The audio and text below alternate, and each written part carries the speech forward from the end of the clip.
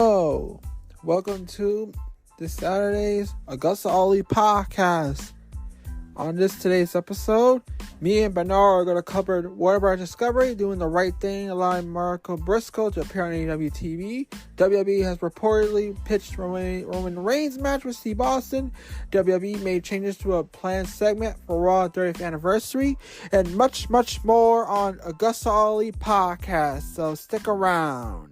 Hello, before we do the recaps, I want to get this out of the way. Bernard is out. He won't be a part of this. I don't know what happened. Bernard's not going to be here for the foreseeable future. I will figure out what's going on. So right now, let's start with the recaps. Okay, let's start with Raw. Alright, let's start with the trial of Sami Zayn. So Raw 30th anniversary opened with Hulk Hogan and Jimmy Hart. They're coming out to give a brief introduction to the event. They were only on stage for a couple of minutes. It barely ate into the show at all, honestly. Then we got the same recap video featuring highlights of the past 30 years of the show. And once we get back in the arena, the Bloodlines music hit and everyone came out to the stage. This brought us to the trial of Sami Zayn. Paul Heyman addressed some ECW chants before the proceedings got started. The wise man ripped into Zayn, and he started claiming he has been in the league with Kevin Owens from the start. He even showed some clips to prove his point. He had tried to paint a picture of a man who wants to subplot Reigns at the head of the table.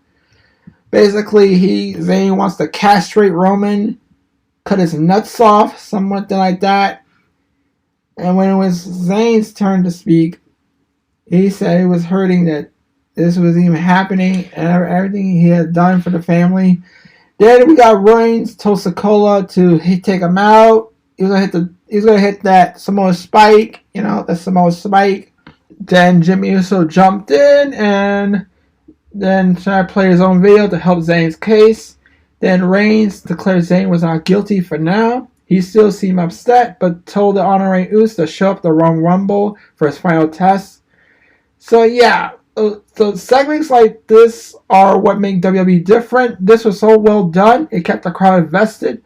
The whole time without anyone throwing a single punch. This segment was the best way to start this show. Sports entertainment, pro wrestling may be synonymous with some, but things like this make them a little different. This was pure sports entertainment in my book, honestly.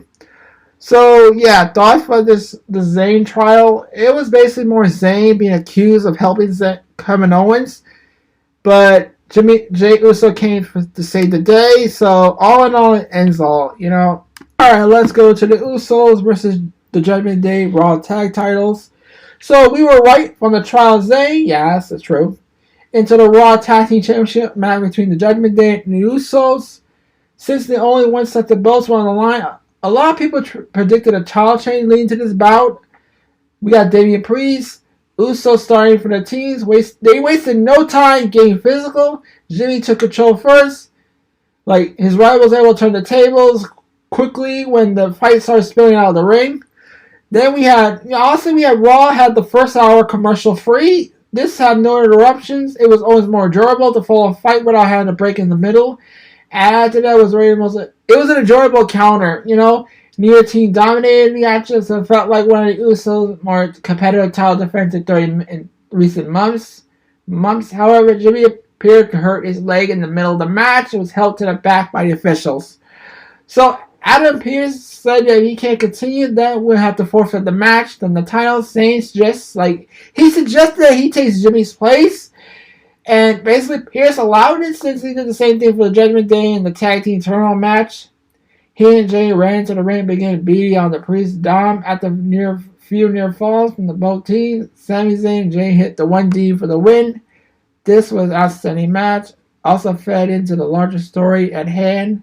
Everything was done just about perfect. And the first hour Raw was devoted to Zayn. It was the right call. So, yeah, the Usos won. They retained the belts. Zayn helped, but this was dedicated to Zayn, and I like his character work.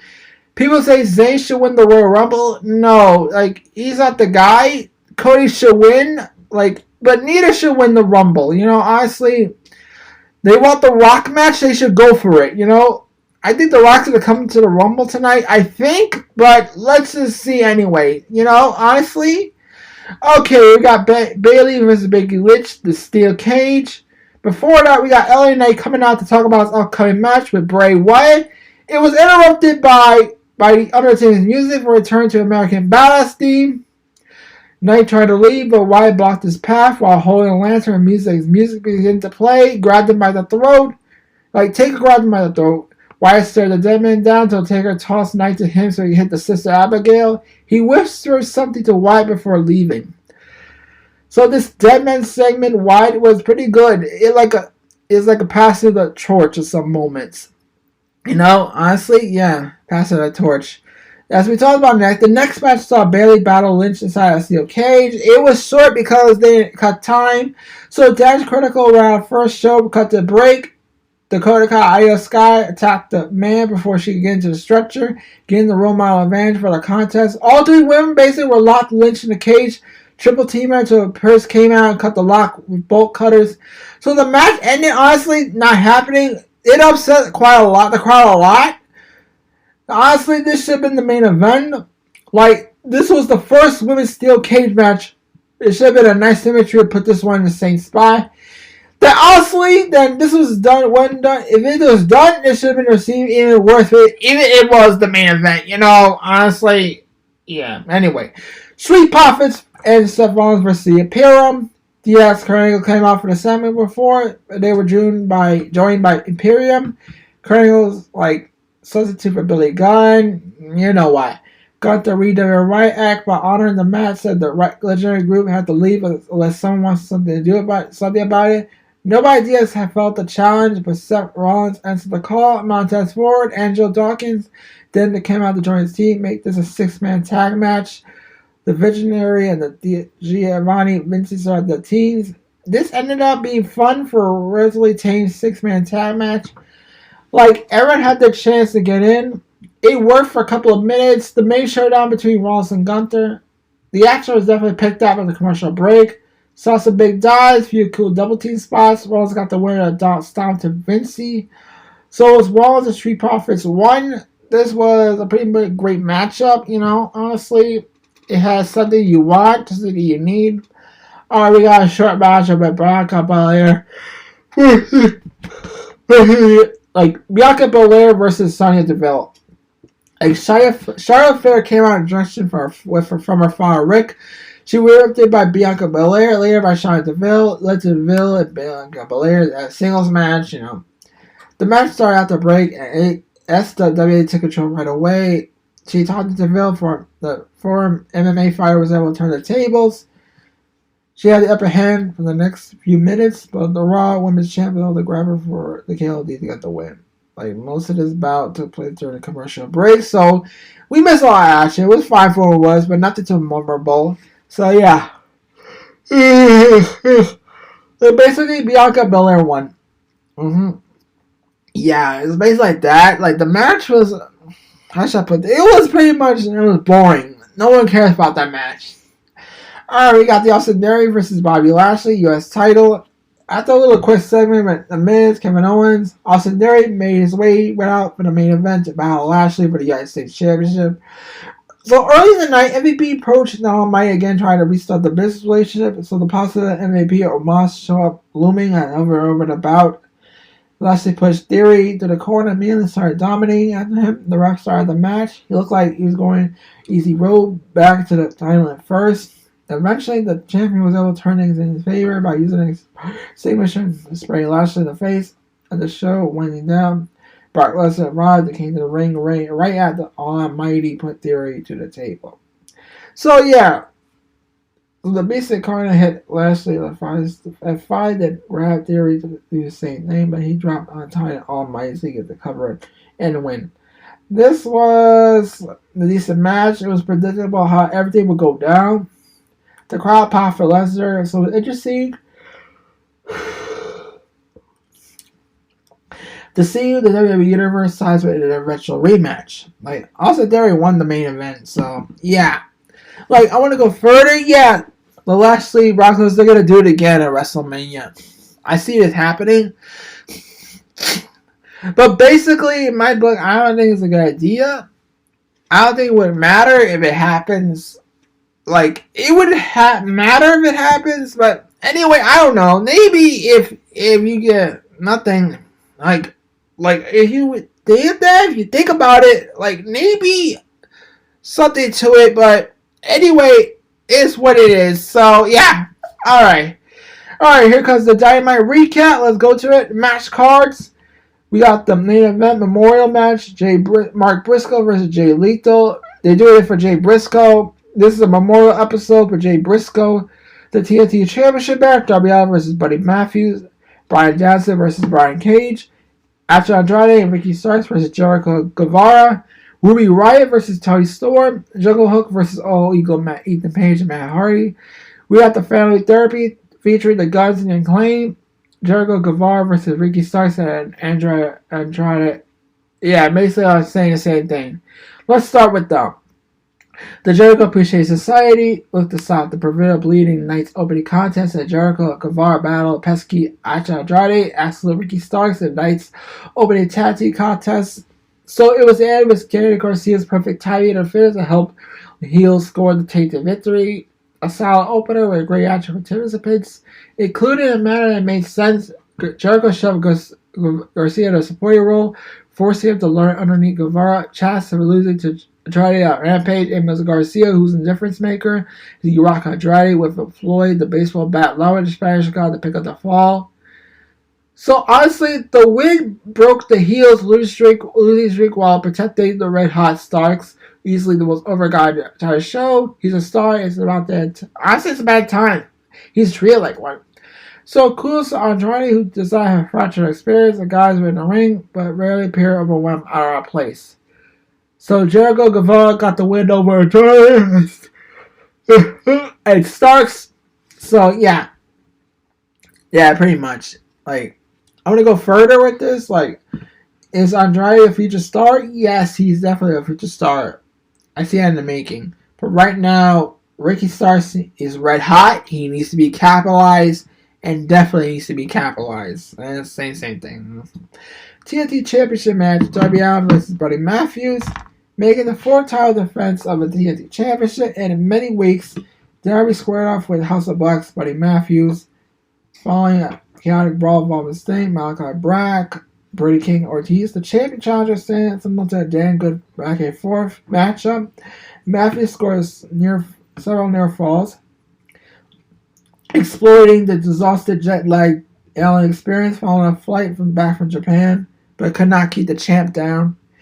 Allen scored the win off the cover drop, but was immediately threatened by Samoa Joe who promised that winning the TNT title was the biggest stake of his career. Basically his whole career. Darby has his whole career, so the anti-hero's life. Something like that, say. So, here's my thing. Allen's developed to one of those constants when it's constantly greater ring output. Not everyone like his style, but there's no denying quality of work. He has mastered the formula for effective big versus little matchup and showed it here.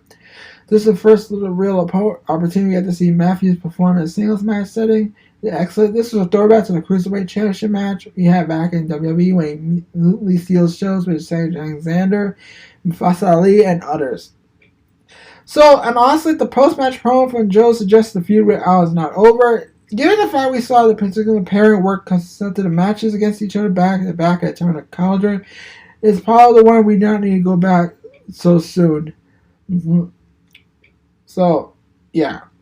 But prior to that match, before that, there was a fantastic video package paying tribute to the late Jay Briscoe, a tough and emotional witch for sure. Honestly, it's for sure a tough watch. Now we go to Jungle Hook versus Ethan Page and Matt Hardy. Sudden unemployment of the firm after a loss. Some makes it go back. Matt Hardy partnered with All Ego, Ethan Page to battle Hook. Jungle Hook, a team of FTW champion Hook and Jungle Boy Jack Perry. Page's monically proved Empress and was the eagle that cost Hardy the victory despite his partner being in a position to bring him home the win. Hardy tried to participate on Perry, but Page called him out, trying to win himself, and wind up taking the clutches of the snare trap instead. This was a fun match. The team of Hook and Perry had a lot of fun. One cannot help but think this is a waste of both guys.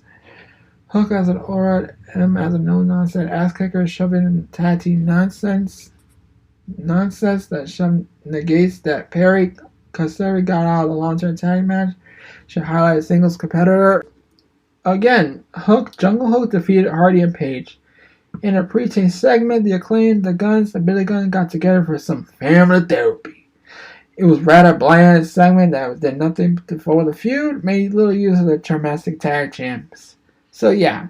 Anyway, elsewhere, we got Renee Paquette interviewing Hangman Page to express a desire to knock her husband Jon Moxley out in Dayton next week. Wheeler Yuta erupted in a match between him and Page was made for Friday's Rampage. Honestly, Bryan Danielson versus the Machine Brian Cage. Let's go to that. So a week ago, MJF paid Brian Cage to break Bryan Danielson's arm Wednesday night. The Machine set out to do just that, squared off with the American Dragon.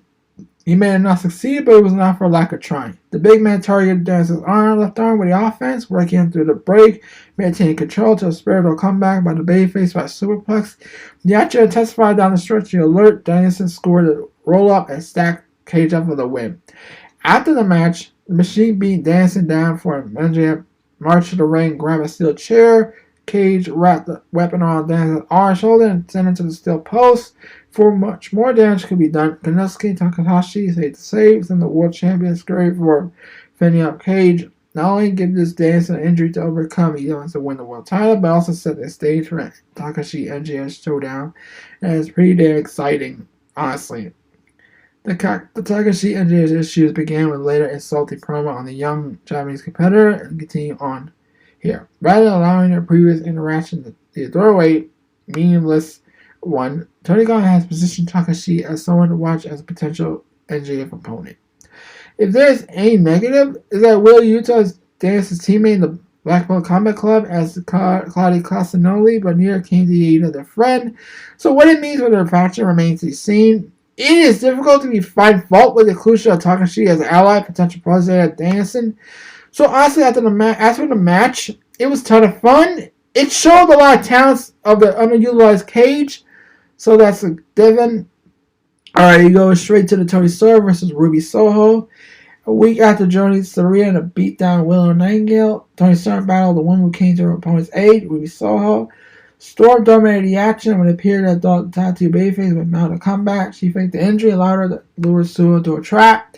She looked up in Sword Zero, but Britt Baker originally scheduled for the match to be removed because of the injury, provided distraction, and Soho capitalized on it, winning with Destination Unknown. The idea of coming women versus AEW Originals is a appealing one. Thus far, it's perfectly played out. Perfectly. Yes, the heel turn for Storm Soraya was something rough. It was in line with how fans were reacting.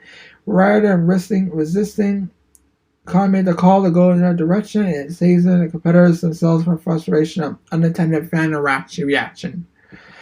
So, Soho's promo for the match did a nice job establishing her motivations, but it may need to be more made a heel turn teaser, a reminder from Baker that she came from the same place as Soraya Storm. There are enough moving pieces and story threads to do something fun special with this storyline.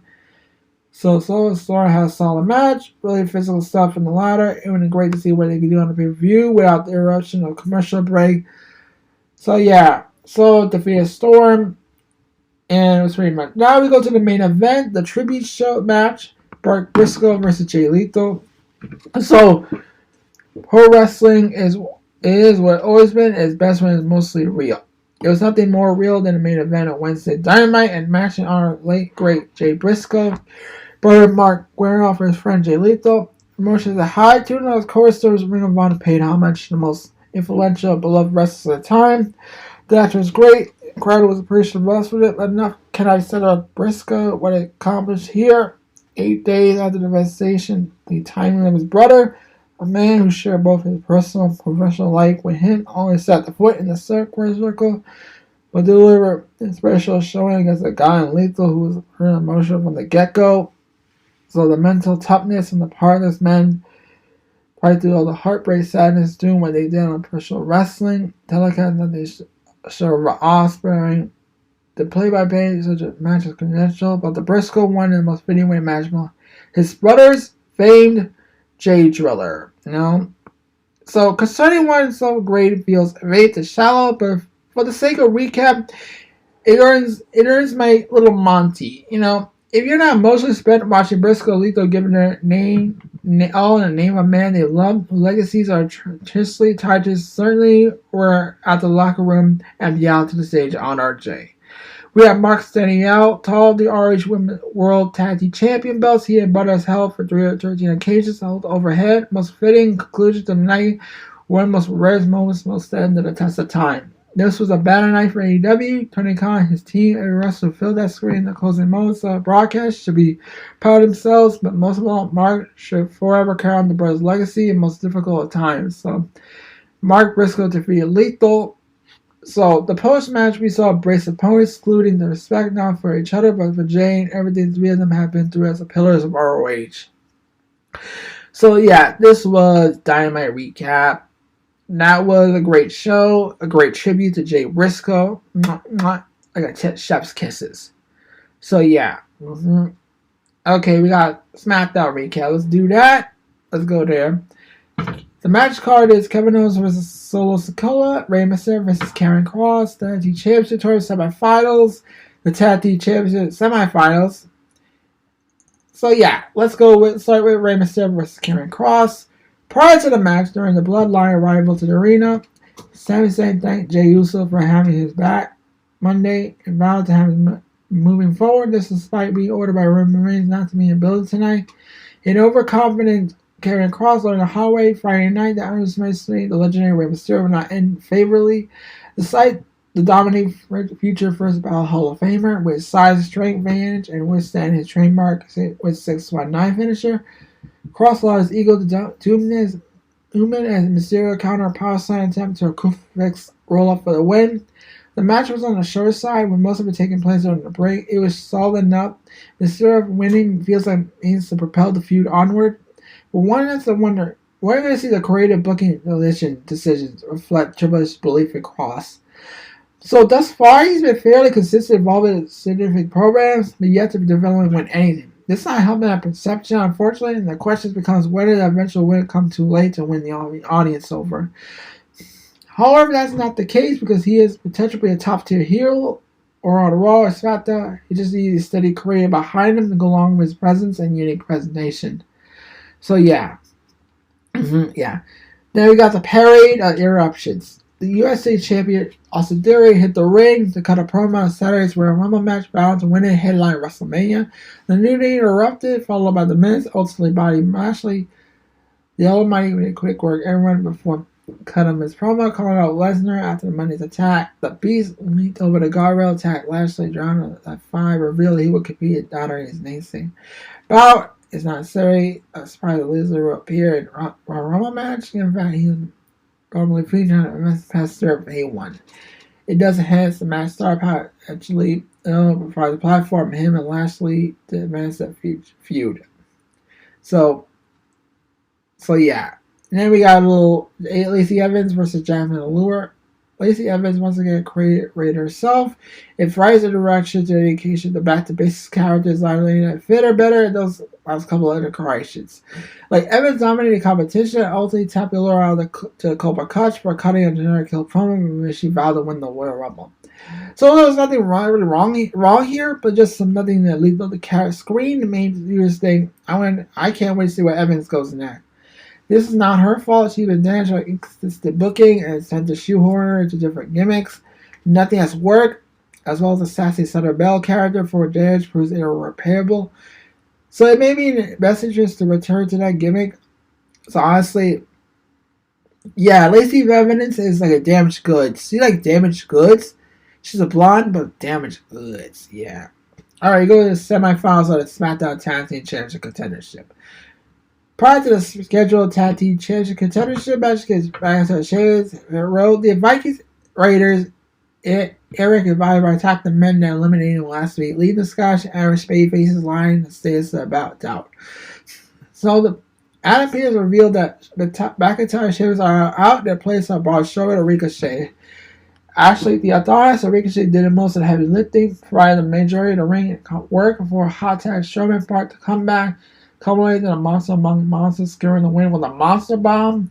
The idea that McIntyre and Sheamus gave up their spot tournament is ridiculous. It insulted the tournament itself. Nothing else because just that the tag titles are secondary to getting revenge on Erica and Ivar.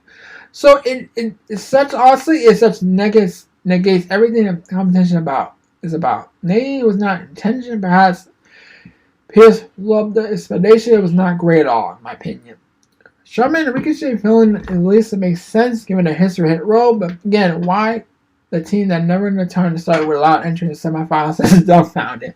Given the other two teams are on the side of the bracket, the finals is likely a badass, but it should not exist in the first place. So thankfully the match we got was at least solid enough. Alright. So this is LA Knight talking to us. So LA Knight mocked the original incarnation of Bray Wyatt character, complete with straight hat, Hawaiian shirt, for cutting a promo on his Mountain Dew pitch black match opponent. Wyatt erupted as the time for TakeOver was over and the rapping with an honest line about lights going out. Uncle Howdy appeared in the skybox to wrap out the segment. This added little to the build to Saturday's match, but it did one thing about the fact that reiterating that Knight is an absolute star. It should not be his stature on WWE program that ending with what will likely be lost to Wyatt Royal Rumble. Given all these things eventually do, so eventually the microphone's involved because he's the guy can't get anything over.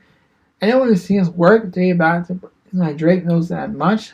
Wyatt is a star in his own right. We more than okay, and once this program comes to an end, Knight though has really jumped to the screen on, should earn himself an exposure as a result. So yeah. And then we go to the SmackDown Tag Team Championship semifinal, another one. Del Sol, Fantasma Cruz, Del Toro, and King Wild battled Imperium's Divine Vance and Ludwig Kaiser in the semifinals of the tournament. But the duo dominated throughout the commercial, focusing on attack on Wild. The hot tag Del Toro allowed Diego Del Fantasma roll late or Gorilla Press Slam on Vince on top rope. Imperium Bomb earned the former NXT Tag Champions a hard-fought victory. This was a vastly superior match. I understand, found great action, all that. Del Toro in particular really shined late, had a crowd behind, hard inside the status of villains. Imperium winning was fine, but instead of the match with Strowman and Ricochet has been overdone in recent months, including a Miracle on 34th Street fight should have ended over holidays. The WWE officials should examine the idea of Lego that Fantasma being the babyfaces moving forward and nothing else. This was great here. The idea of Vega as a babyface retaining the same attitude would be a chicken. They succeed in the role in the late NXT run, so we know it's not a tall task. Let them run on the side of the roster against Viking Raiders, Imperium, Los Lados, and others will result some great lingering work, while Santos Escobar could thrive too. So now we go to the matchup. Kevin Owens versus Solo Sikoa with the Usos bar for the arena following a backstage confrontation. The Bloodline forces Solo Sikoa forced to go alone and looked to dismantle Kevin Owens as ahead of the Prize Riders Undisputed Championship match in the Royal Rumble. So we thought. Later in the match, Sikoa appeared near defeat.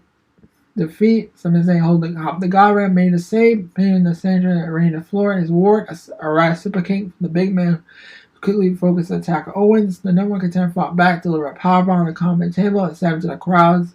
Owens still telling about looking at the camera, cutting a promo on his Royal Rumble opponent, spurring his name for further punishment. Raised the question: where does his honor rate stand?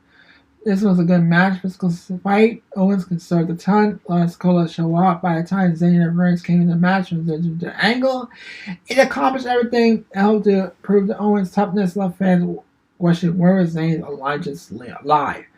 Are there to Owens or the Bloodline? So maybe it's more complicated than that. Zayn's allegiance would lie only with Jay at the point at the events of Monday night. The fact there are different possibilities enter Saturday shows it as the tree to the contest beside is. Otherwise, we're going to conclusion. So one thing's for sure, the more Sikoa gets to work with guys like Owens, the better he is, better in the long run, most likely to succeed in every role he finds himself in. So yeah, SmackDown was pretty okay for a show, but we don't know why, so it's what it is. So let's go to Rampage and recap. Adam Page versus Wheeler Yuta. The bell rang. Yuta exploded out of the quarter drop kick to Page off his feet from the moment the fight was on. What followed was a highly physical battle between two young guys who were both the side top of the games. Page had the small size advantage, but not enough to make a huge difference. This is part of his man were evenly matched. Neither competitor would control more than a minute or two. Even though just a single standard spout as they were fighting for the title on the line. Even though champions lost non-title matches in the right deal, no one was surprised when Hangman scored the win. He just defeated Jon Moxley recently, so it would have been a weird booking decision to have him lose at least a member of the BCC. So using Moxley owned Paragon's shift to score the win with a nice touch to end the match to keep the feud between Moxley and Hangman going. So yeah. Yeah. So now we got the best friend that has versus Lethal, Jarrett and Singh. The second match of the night was a trios bout with Chuck Taylor, Trent Beretta, Don Hansen taking on Lethal, Jarrett and Singh. Don Hansen, best friend, got to do some comedy spots for Singh. Single-handedly turned the moment in the team's favor. The big man was doing the usual giant routines, no selling almost everything, but considering the giant difference between his opponents, it was appropriate. The match had a handful of great moments. As a whole, somewhat forgettable. It was designed to steal the show. It was all he needed to do was give Jarrett Lethal Singh a victory, and just did that. Singh ended up scoring the pin for his team over Don Hansen after Double J used the Golden Globe from his stolen from Paul Walter Hauser to hit him behind the ref's back. So yeah, this was pretty much a dull matchup, but it was necessary to continue on with the show, and somewhere. Powerhouse Hobbs versus Tony Mudd. Hobbs made his return to the ring this week against a man by the name of Tony Mudd. He beat his opponent around before hitting a Torture Rex slam for the easy win. This was simple, but was high design. If a squash match should be included, this is the way to do it. Doesn't mean to be good, it was to be effective. Pretty much, yeah. So yeah, but there was also before promos building up, but anyway, yeah. So Jamie Hayter versus Emi Sakura. Let's go to the main event. The AEW Women's Championship was the main event of the week's show when Hayter battled Sakura in a non-title bout. Sakura has never been booked on AEW television on a consistent basis, but she has appeared many times on Dark and Elevation. She has a long history in Japan, well respected in this business. If anyone wondering why she gets so much match with the champ, because she has earned it. Hayter tried to establish some dominance early on with the show power, but Sakura was not able to go about without a fight. She got right back on her feet and took a champ out of the ring. The match had a great pace and allowed both women to look like tough competitors. This was a lot of fun. Definitely made Sakura look better than she was in the AEW ring. The champ was able to overcome some of her opponent's biggest moves for hitting the Hayter raid for the win. So honestly, the main event Rampage for a women's match was pretty good. It was so impressive. It was pretty nice, It had a big boost. So basically, it was getting good. It had a great main event. So Rampage was okay. It was a good main event. Good paper, good show. So yeah. Yeah, it's basically like that. Now we go to the news. Let's get to the news anyway. Alright, let's get to the news. Sorry, I'm a little confused right now. Alright, alright, Warner Bros. Discovery reportedly will file Mark Briscoe to appear on AEW TV. So apparently before then, the band was firm on Jay Briscoe way before. They were very firm before. Like, it was a lot of talk about the hypocrisy with Dan White's power slap, WBD involvement, The tragic part was Jay Briscoe's passing. Warner Bros. Didn't care, but eventually they conceded and realized it was a bad look, so they allowed Mark Briscoe to wrestle with Jay Lethal this week. So a victory for Warner Brothers. But there's more to come to talk about this. I will talk about it. But right now, let's go back to another news. WWE reportedly pitched Roman Reigns' match to Stone Cold Steve Austin. WWE apparently made Stone Cold a huge offer to wrestle Roman Reigns. Stone Cold Steve Austin made his in-ring return nearly 20 years into last year's WrestleMania, where he faced Kevin Owens in the main event in 91. The match was great timing, positively received by basically all fans. Many wanted to see him back again. As we get closer and closer to WrestleMania season, talks and rumors of a possible Stone Cold match have begun to circulate with fans booking opponents for one of the biggest stars in WWE. So, in the new update for Fight for Select, they were reporting WWE very quietly made an enormous money offer to Steve Austin for a major match with Roman Reigns recently.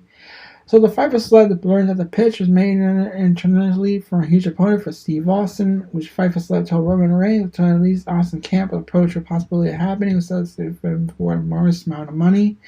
Whether or not Stone will accept the offer stays to be seen, but judging on last year's WrestleMania performance and how huge of an icon he is, he would be a great addition to any show if he's around. So honestly, yeah, that'd be a good way. Here's another one. WWE reported made changes to this week's Monday segment for Raw 30th. We saw this week Monday celebrated 30th anniversary of Monday Night Raw. We had multiple legends appearing across the show. Some of the names that got planned were Hogan, DiBiase, Flair, Shawn Michaels, The Undertaker, among the others. Then PW Insider provided a major update. There were going to be plans of Alpha, Sinka, Rikishi, Samu. There was a follow-up that there were plans changed that led to the trial of Sami Zayn. So it was dropped because apparently Rikishi had injuries. Some were going to make it, so they had to do the trial of Sami Zayn. So, honestly, it's not that bad. So, what it is, it happened. It is. Alright, Thunder Rosa reveals to be back on AEW TV. Is it a ring return yet? So, Miss Rosa absent from TV since silent injury back in August as of last year. So, as a result of the injury, AEW introduced an interim AEW Women's title. Title eventually becoming the Undisputed title. Once they confirmed, Rosa will be out of action longer than the company initially expected. So, appearing on a recent episode of Busted Open Radio, Rosa revealed that while it's currently unknown that she'll be returning to the ring, it is unexpected to be back on the road AEW relatively soon.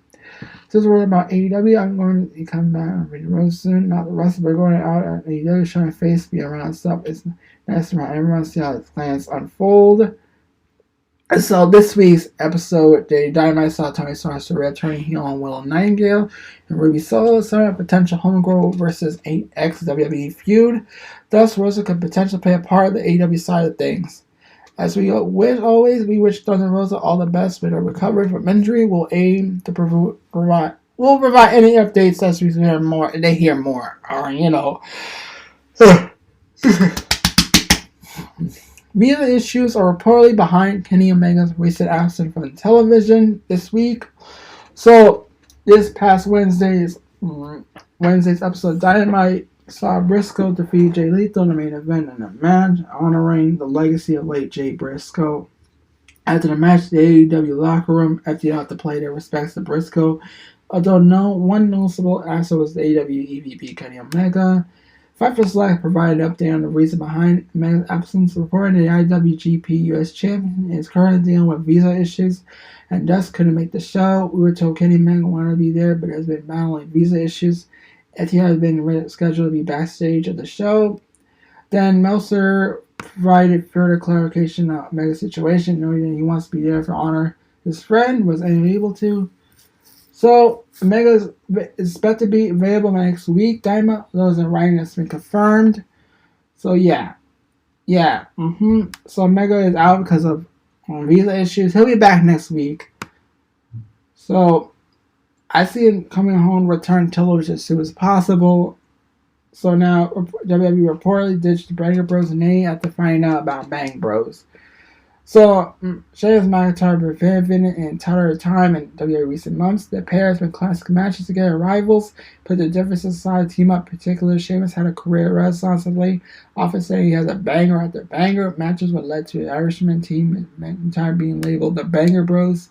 Although understandably this caused quite a stir online, a large portion of the Porsche fans and those similar to TNA and adult website began to joke that McIntyre, Sheamus, and leaned on Twitter.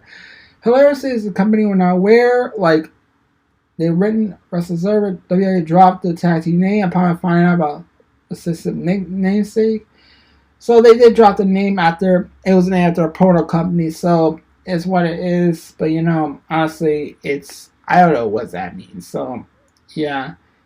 So, it's maybe joke is funny, but it's some movies disappointing. Name doesn't exist, but as for the pair advanced in the tag tournament, they were beaten down by the Viking Raiders. Yeah, they're out, so they're not going to be here for the tournament. So yeah, And we got MLW reported sent a deceased wrestler to WWE. So the past Monday, we saw a extra legislation. So apparently this letter was about what MLW got upset with stars were going to contact to come to the 30th anniversary. It was basically a cease and desist order by Court Bauer, Honestly, it was like something the WWE star was supposed to come, but it was a cease and desist letter. So, honestly, it's what we do and how we realize, honestly, yeah. Wardlow poorly off TV, AEW TV due to an injury issue. Wardlow is off AEW TV since summer 28, in the edition of Dynamite last year. He was unsuccessful attempt to win back the title. It was clear to work to the match, and Wardlow suffered a leg injury. Samoa Joe attacked Wardlow post-match, cut off his part of his hair. Now, Zerber cleared the injury. Wardlow's selling in the December main event was more real than stated. Belzer stated that Wardlow was written off TV so he could recover from his injury, while suggesting that it's too serious. When Wardlow's in the match, Joe attacked out the light. The reason he's been back for revenge jumping the titles due to injury issue. Stuff with Joe was done to set up his takeoff time off. The injury is not believed to be one that will keep him out of action. So as of writing, how long is certified we out of action more? So the injury keeping him reign thus 3 weeks thus far. We wish Wardlow a speedy recovery. And yeah, only Wardlow had an injury. It was about to happen. So wrestling is wrestling. So you gotta be careful what you do. Wrestling is wrestling, and wrestling, you have wrestlers. You know what I'm saying? Wrestling is what it is. So yeah, this is AgostoAllElite Podcast this week. I'll see you next Saturday. With or run out, Bernard. We don't know yet, so I'll tell you updates when I get there Saturday. So, bye.